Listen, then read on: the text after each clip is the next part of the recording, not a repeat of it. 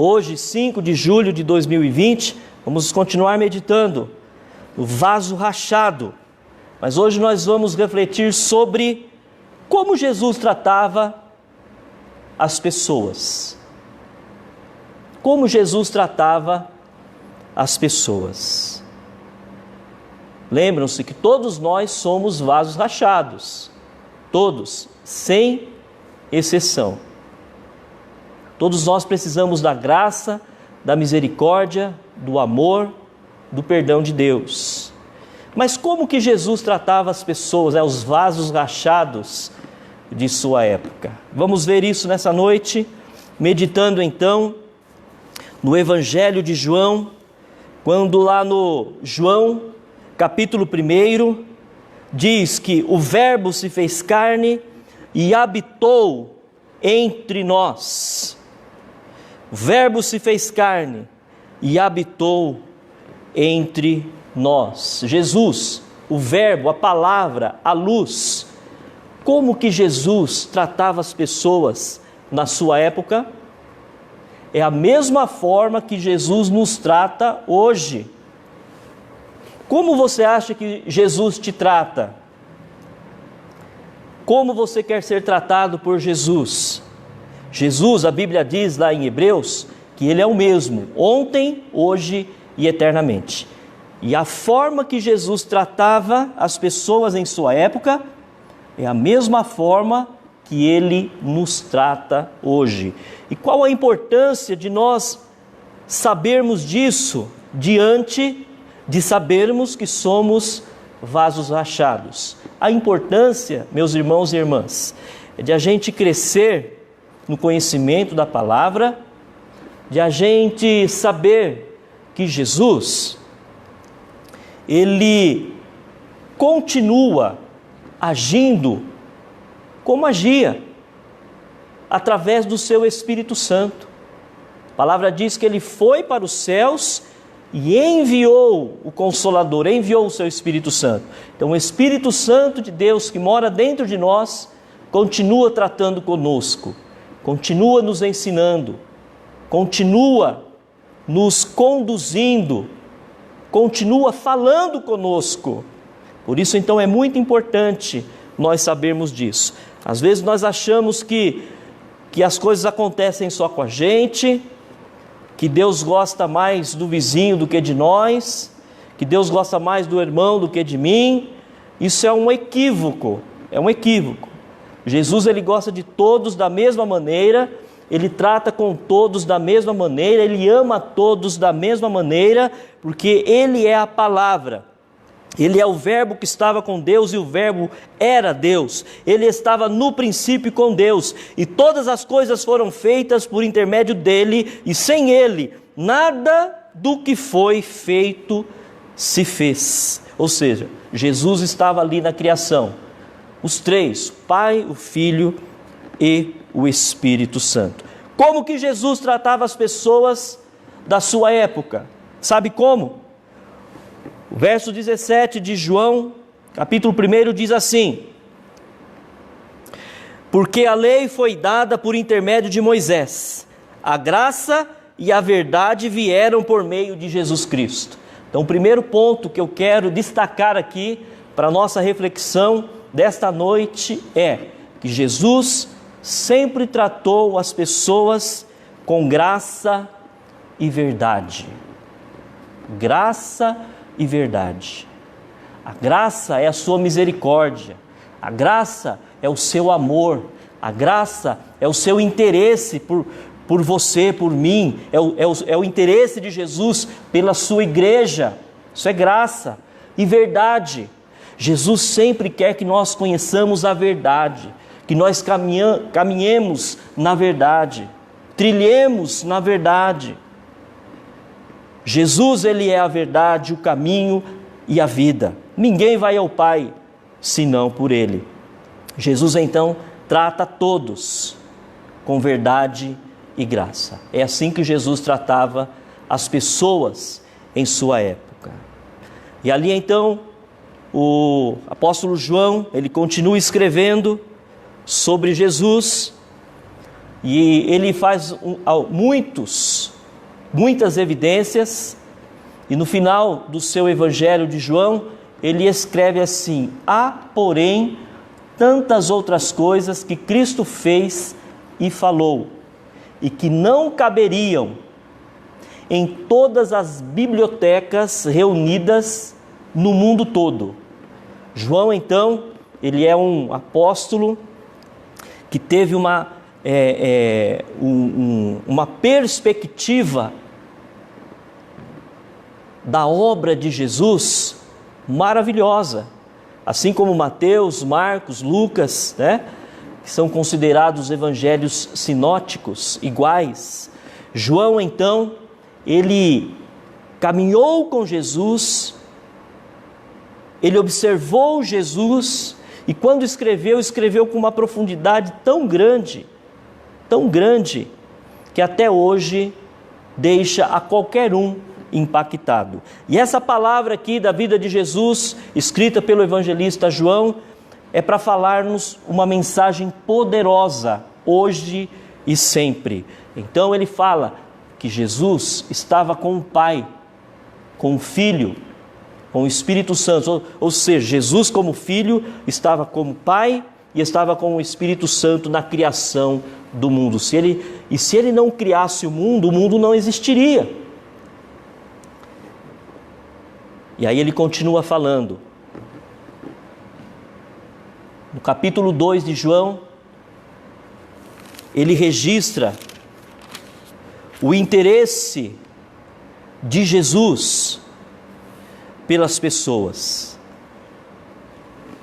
Jesus, ele vai a um casamento, e tudo indica que aquele casamento era de um parente. Era de um parente, porque a sua mãe havia sido convidada, ele também havia sido convidado, ele levou os seus convidados, os seus discípulos. Então tudo indica, a Bíblia não fala, mas tudo indica que era de alguém muito chegado, de alguém muito conhecido. E como que Jesus então tratava as pessoas da sua época? Com atenção. Ele recebeu o convite e foi àquele casamento. Às vezes nós achamos que Jesus não dá atenção para a gente, né? Que ele tem tanta coisa importante para fazer que ele não vai se preocupar com a minha vida, com as minhas pequenas questões pessoais e individuais. Jesus se preocupa sim. Ele foi até aquele casamento com muito bom gosto, e o apóstolo João, ele registra em João capítulo 2 o que Jesus fez ali naquele casamento. Ali naquele casamento ele realizou o primeiro milagre, transformando a água em vinho. Amém? Jesus se interessa por você. E Jesus trata bem as pessoas, com graça e com verdade. Caminhando no capítulo 2 de João, depois que Jesus participou daquele casamento, com tanto interesse pelos noivos, com tanto interesse pelos convidados, sendo alguém sociável. Jesus era muito sociável. Jesus hoje ele seria um cara bem plugado nas redes sociais, né? Estaria em todas as redes sociais e também no templo. Jesus, eu creio que ele, assim que a igreja abrisse, ele já estaria na igreja já, né? Estaria andando pela rua, pelos mercados. Assim que liberado, ele já iria, porque ele era alguém sociável. Jesus estava onde tinha gente, e Jesus ia na casa das pessoas. Quantas histórias a Bíblia narra de pessoas que eram anônimas e de repente ganham uma proporção tão grande e entra para a história porque Jesus se preocupou com a vida daquela pessoa, não é? Aquela mulher mesmo que ungiu os pés de Jesus. A Bíblia nem relata o nome dela. Algumas porções não relatam o nome dela. Alguns falam que foi A, B, C ou D. Mas aquela mulher, ela entrou na história. Que mulher era aquela? Uma pecadora, que Jesus se interessou pela causa dela.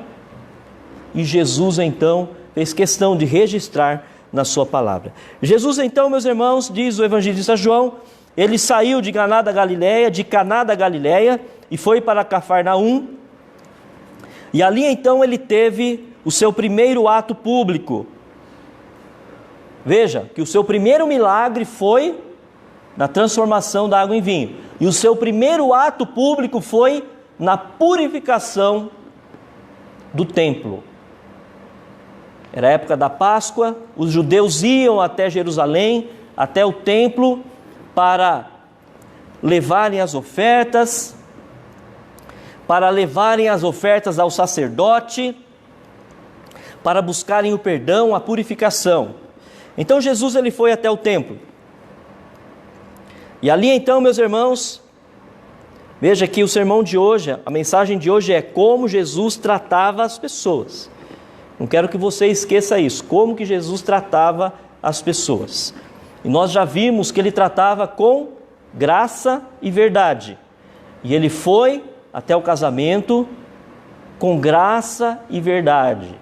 E ali ele fez um milagre, deixou todo mundo feliz com graça e verdade. E aí ele foi para Cafarnaum fazer a purificação do templo com o quê? Graça e verdade. Chegou lá, o que ele viu? Ele encontrou no templo bois, ovelhas, pombas, cambistas assentados, tendo feito um chicote de cordas, expulsou do templo todas aquelas pessoas, até os animais, os bois, as ovelhas.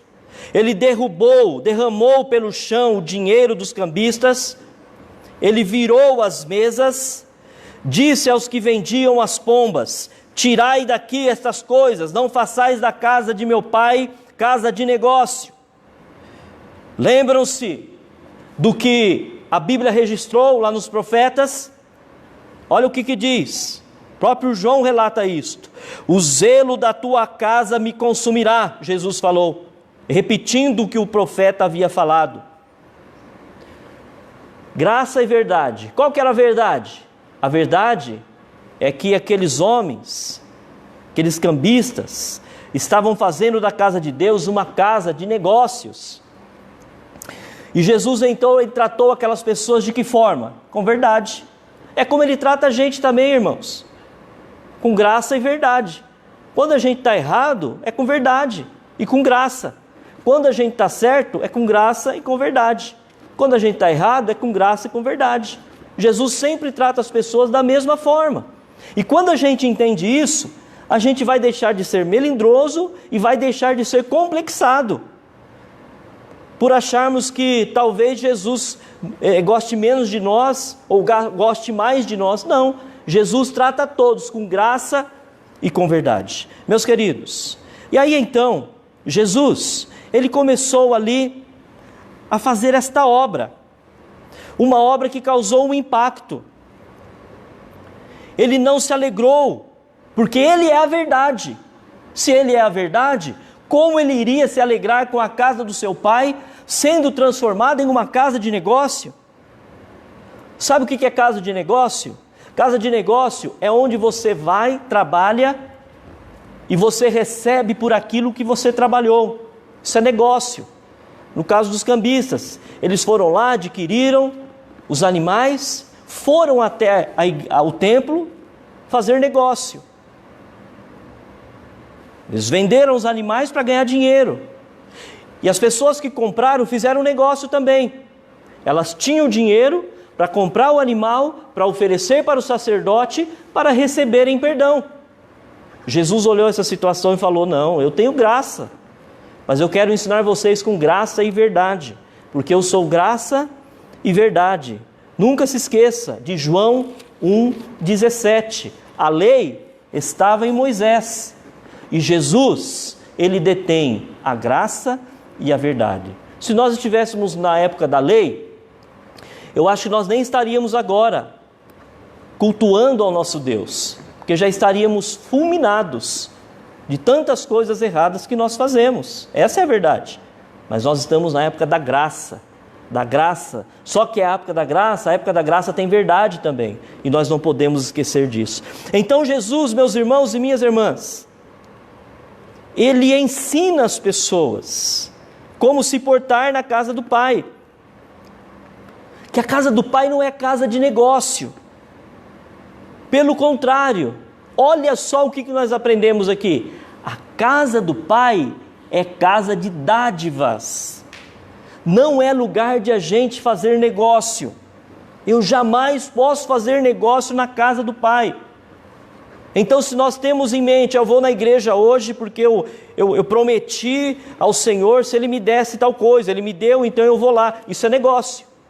E a casa do Pai não é casa de negócio. Porque Deus, Ele nos dá tudo por amor. Meus queridos, é isso que Jesus quer ensinar. A igreja, a casa do Pai não é uma casa de negócio, é uma casa de dádivas.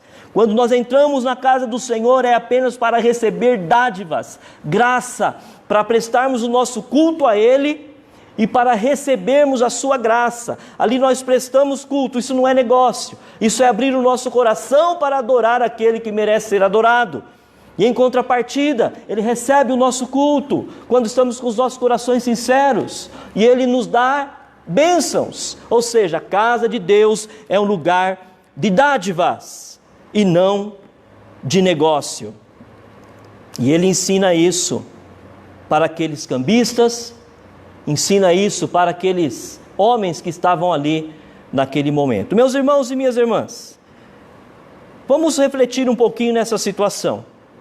Os discípulos haviam acabado de conhecer a Jesus, porque foi o primeiro ato público de Jesus. E de repente eles estão lá naquela situação. Será que não bateu um arrependimento, não? Nos discípulos? Rapaz, onde que eu me meti?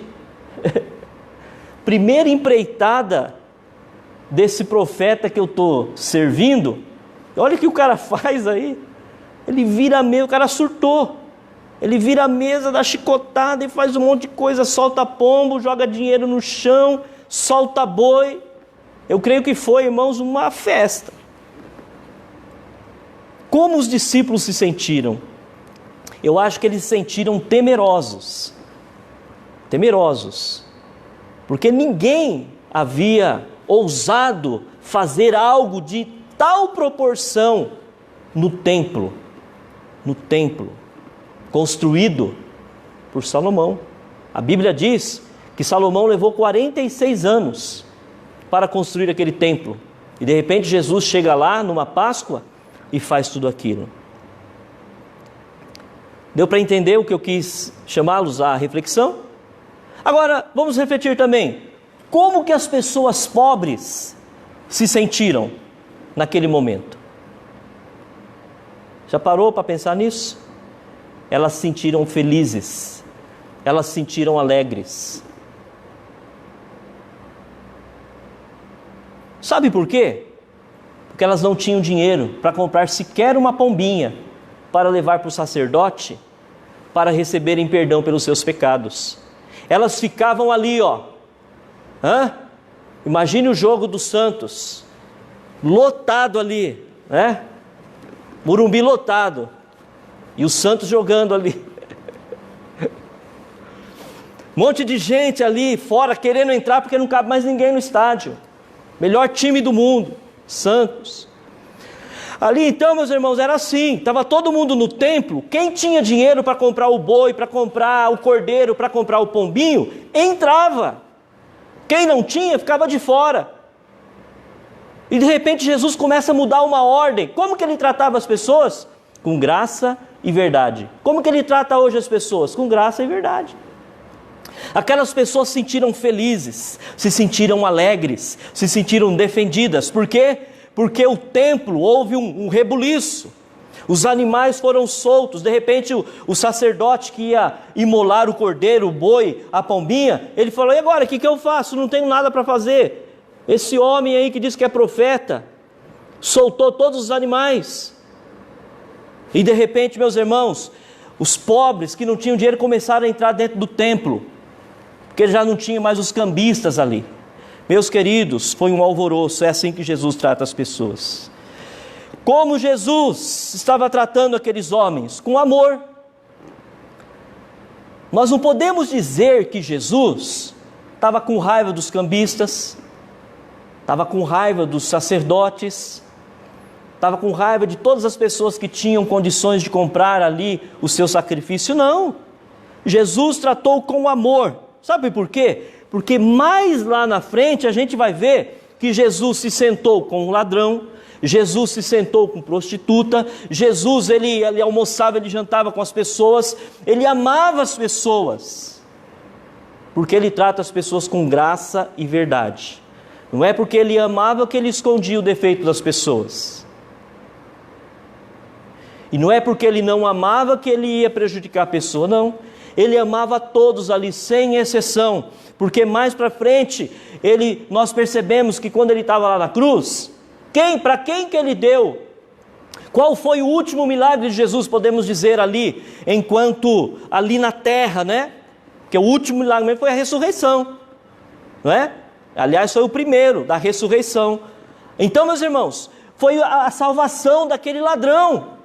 Se Jesus não gostasse dos cambistas, Jesus não gostava dos ladrões, Jesus não gostava das prostitutas, Jesus não gostava dos ricos, Jesus não gostasse de ninguém, para que então ele ia sentar com eles depois?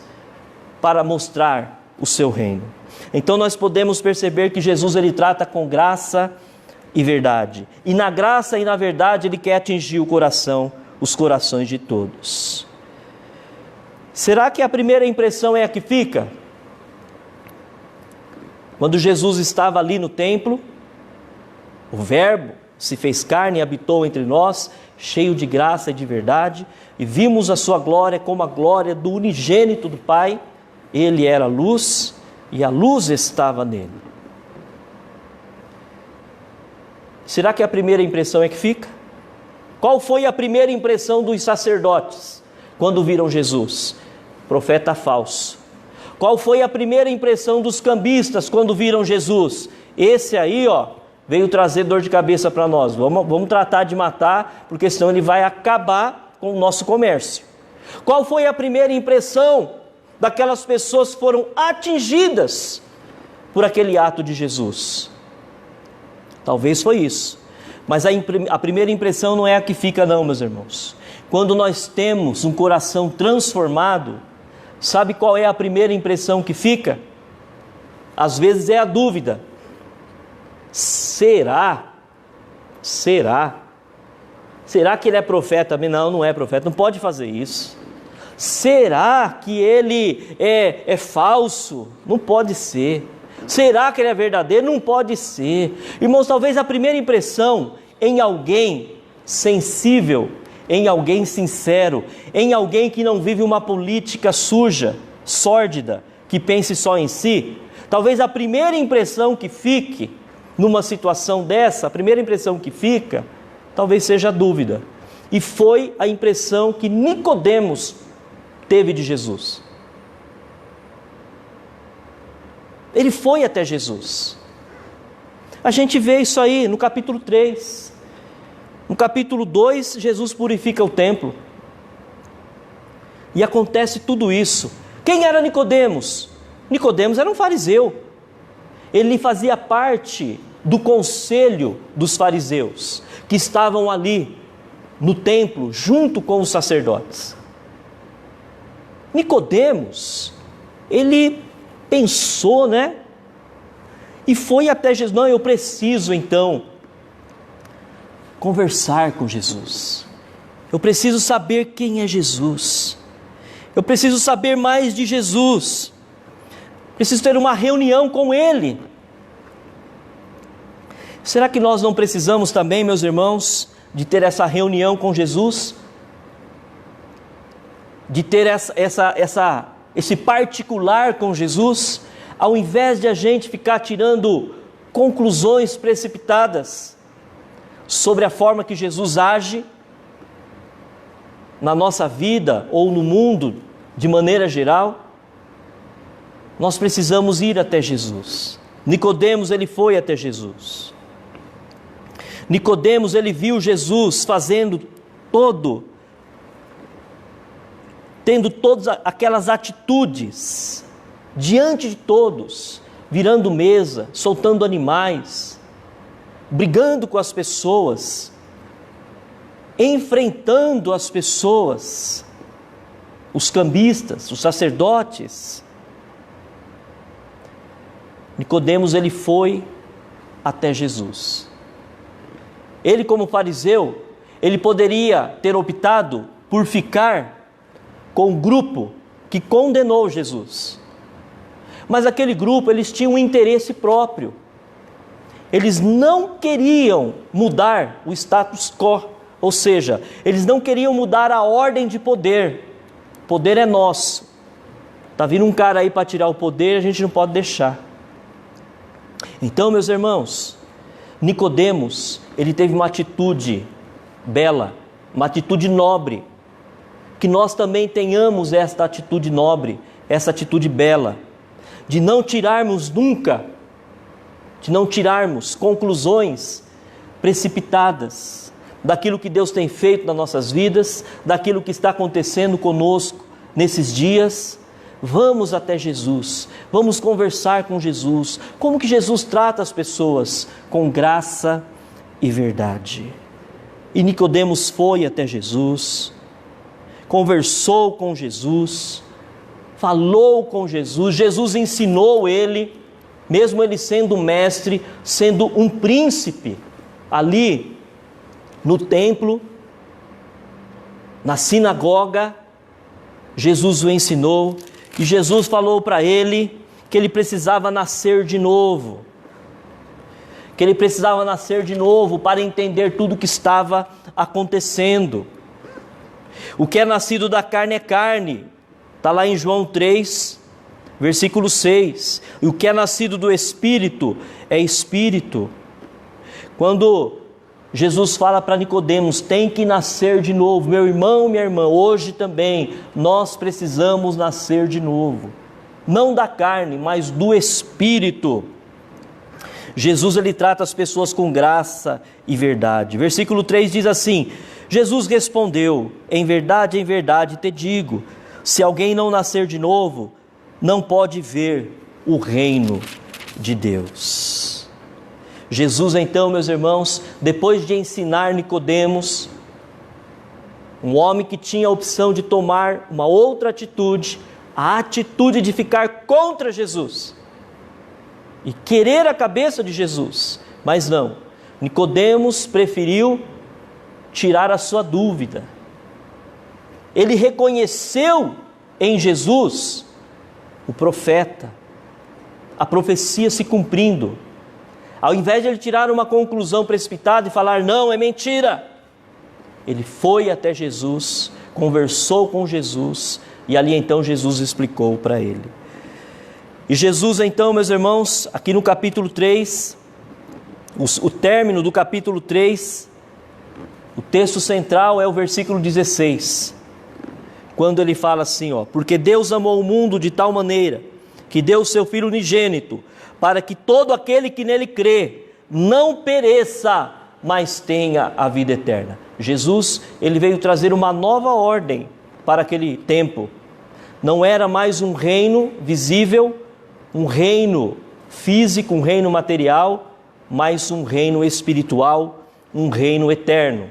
E no final então do capítulo 3, Jesus então ele fala qual a verdadeira missão dele. A verdadeira missão de Jesus é salvar as pessoas. Nós, irmãos, não podemos mudar por nós mesmos. Se nós não lançarmos fora os nossos preconceitos, aquilo que a gente acha de Jesus ou que não acha de Jesus, se a gente não lançar fora, se a gente não for até Jesus com o coração aberto, como fez Nicodemos, como é que nós vamos receber a graça e a verdade de Jesus? Que Deus os abençoe grandemente, meus irmãos e irmãs. Assim como Deus encontrou os hebreus lá no Egito, conforme diz Êxodo, capítulo 5, versículo 3, Deus encontrou os hebreus. Assim como Jesus encontrou Filipe, quero ler esse texto ainda com vocês, João 1:43. Olha o que diz aqui: no dia imediato, resolveu Jesus partir da Galiléia e encontrou a Filipe, a quem disse: segue-me. O Deus dos hebreus encontrou o povo de Israel. Jesus, ele encontrou todos os seus discípulos, todas as pessoas que a Bíblia narra. Eu li aqui em particular a Filipe, que Jesus encontrou Filipe e disse a ele: segue-me. Jesus também está te encontrando nesta noite e quer que você saiba que Ele te trata com amor, que Ele te trata com graça e que Ele te trata com verdade e que Ele se interessa por você, pela sua causa, pela sua vida, por todos os detalhes de sua vida. Conte com Jesus, converse com Ele, faça como Nicodemos fez, vai até Jesus e converse com Jesus. Jesus, Ele está aqui neste momento, Ele está aí no seu coração neste momento. Converse com Ele. Hoje, quando você for se deitar, talvez seja o momento mais íntimo seu com Jesus. Converse com Ele, fale com Ele, assim como Nicodemos falou. E Nicodemos ouviu palavras de vida, palavras de verdade, palavras de graça. Jesus fala para Nicodemos, e eu quero encerrar aqui essa reflexão, a seguinte coisa: e do modo porque Moisés levantou a serpente no deserto, assim importa que o Filho do Homem seja levantado, para que todo o que nele crê tenha vida eterna. Amém. Glória a Deus. Graças a Deus. Moisés, ele levantou uma serpente de ouro lá atrás, quando ele estava caminhando com o povo pelo deserto. O povo pecou, estava tendo uma peste e todos morrendo. E aí Deus fala então para Moisés fazer uma serpente de ouro, e todos aqueles que olhassem para a serpente de ouro seriam curados. Da mesma forma, Jesus lembra disso e fala: da mesma forma, assim, o Filho do Homem tem que ser levantado, para que todo aquele que nele crê tenha a vida eterna. Nesse tempo de pandemia, nesse tempo, meus irmãos, de peste, o que nós precisamos fazer? Jesus tem que ser levantado, e nós precisamos olhar para Ele, para que todo aquele que nele crê tenha vida eterna. Que Deus os abençoe.